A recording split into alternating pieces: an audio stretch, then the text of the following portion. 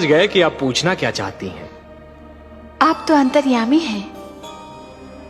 लगता है आप हमारी धरती पर घटने वाली घटनाओं से पीड़ित हो उठी हैं। हाँ पद्मनाभ, मैं बहुत दुखी हूँ। क्यों हो रहा है ये सब? क्यों मचा है ये हाहाकार? प्रेम बनाया था तो घृणा क्यों बनाई? जो हो रहा है, हो सकता है वो वही हो जो स्वयं विधाता ने लिखा हो। और अपना लिखा तो स्वयं विधाता भी नहीं मिटा सकते ना। हे महादेवी, हो सकता है कि यह मानव की परीक्षा हो, उसके कर्मों की परीक्षा हो। पर ऐसा संसार और ऐसा मानव आपने बनाया ही क्यों नारायण, जो आपकी बनाई धरती पर अंधेरा फैला रहा है? तो आप क्या चाहती थीं कि हम केवल दिन बनाते और रात्रि न बनाते? फिर मानव को अंधेरे उजाले का अंतर कैसे जान पड़ता?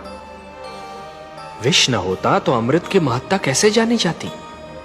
पुष्प के साथ कांटे न होते तो पुष्प के सौंदर्य को कौन जान सकता? पतझड़ न आती तो वसंत ऋतु इतनी सुहानी कैसे लगती?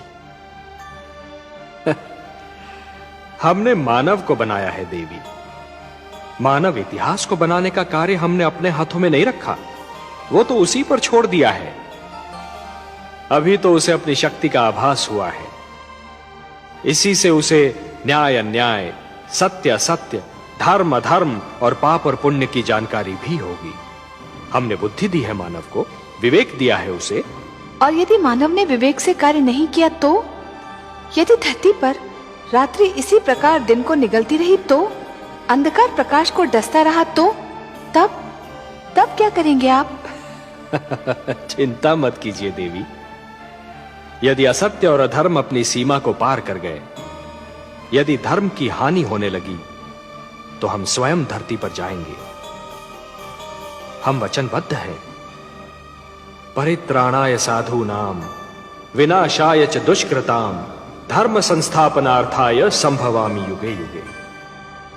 अपनी लीला तो आप ही स्वयं जानते हैं पद्मनाभ।